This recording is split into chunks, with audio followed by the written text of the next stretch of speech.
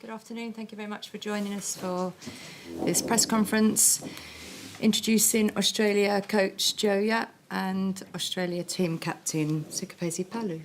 Over to the floor. If you'd like to ask a question, please ask for the microphone and announce which organisation you are from. First question, please.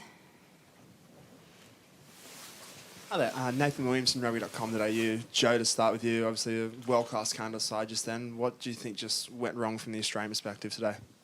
Yeah, well, firstly, credit to Canada. We knew that if we gave them time and allowed them to get a quick ball, they were a really dangerous side, and that showed in that first half. They were able to get in behind us and get their offloading game away, and then it becomes really challenging.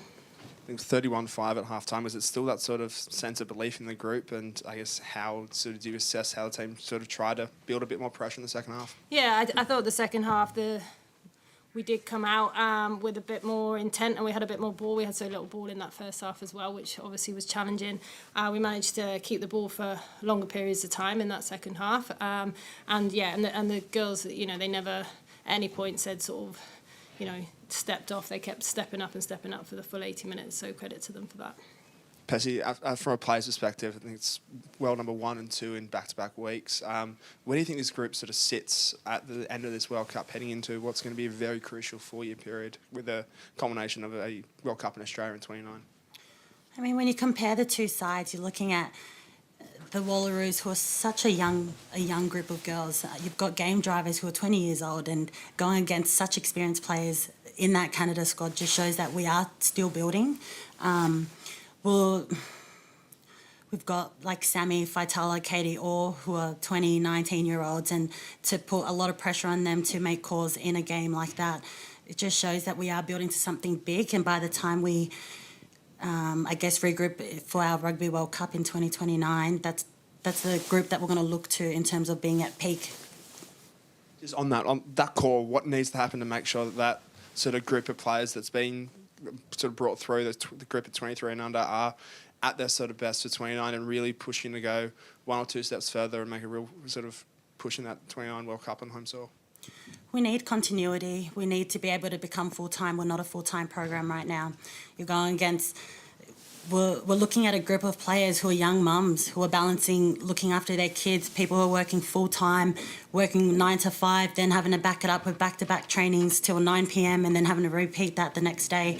I know it sounds cliche, but we do need to be invested in so that we can produce good rugby.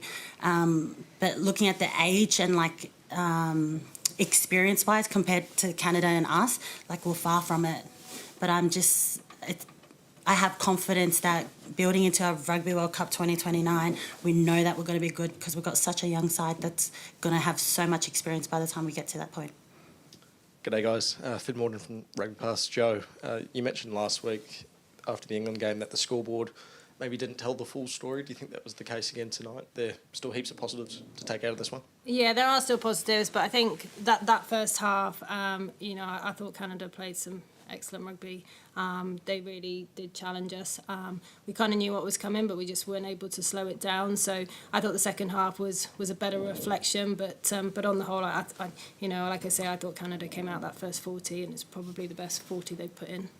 And I know it was early on, but Desi's try, the character, I guess, of the team to bounce back after a very early try. Do you think they would have been able to bounce back in that manner against a team like Canada 12 months ago or 2 years ago? Yeah, I think the character they've shown, and even coming out at half-time, we're down, by quite a few tries at that point, and it's easy for a team to roll over, but they didn't, and then the impact of the bench coming on, and that's what I mean around the character of the group. They were defending, there was one try in it at times on the try line, and it's easy for a team at that point to roll over, and they never did. And do you have any advice for whoever the next coach is of the Wallaroos to carry this team forward and get the best out of them? Well, just kind of picking up on Bess's point,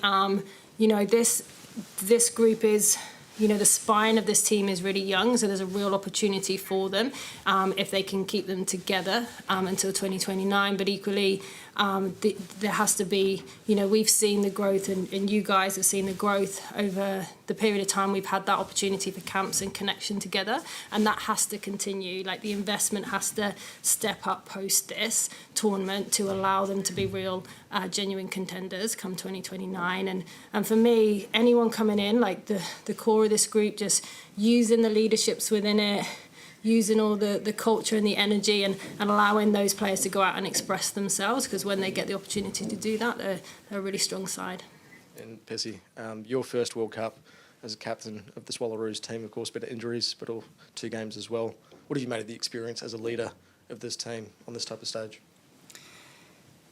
Yeah, it takes a lot of self-reflection just to see how I can, I guess, put my best foot forward. Ultimately, I like to perform, and that makes me feel good about myself. But Joe's taught me an element of, you're not always going to have a good day, and so it's just trying to, I guess, get that skill of how can I still uplift and empower my team even if I'm not performing.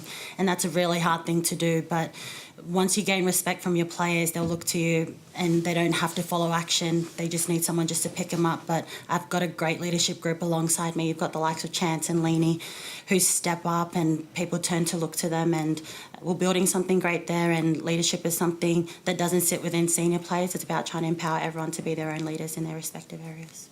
Thanks, guys. Hi Joe, Sarah Rendell from The Guardian. Now that your time with Australia is over, what are you going to take from this amazing group of players into your next potential role, and kind of what have you learned from them?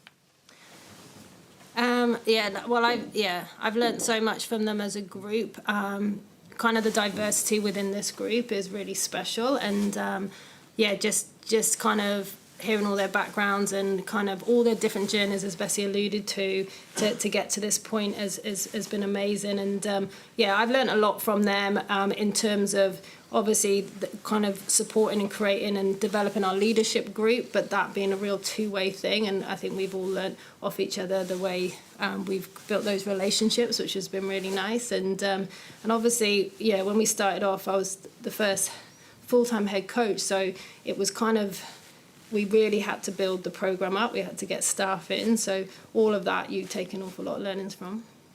And you've kind of touched upon it there, but is investment over this next kind of 4-year cycle for the Wallaroos the absolute key to kind of nail that? Yeah, I believe so, because the group are there, but what they also need through the investment, to be specific as well, is the Super W competition. They need more games. They're nowhere near at the same number of games as what the teams are getting in the Northern Hemisphere, and Canada obviously got a huge amount of players that play in the PWR over here, and that puts them in a really good place. So they need more games, they need more competitive games. At the moment, these girls are playing more test matches this year than they are club games, and they're learning through test matches, and what they need to be doing is learning through Super W, and I think that's really important to be able to expand that competition. Thank you so much. Next question. No more questions from the floor? Hi, Mike Henson at BBC Sport. I just wondered, after playing world number ones, world number twos, how did they differ? What did you make of that experience? The style of play, what was it like out there? That's directed at me because I was on the field. Well, Look, today we saw how fast Canada can play, and their athleticism, and how well they're able just to run through us.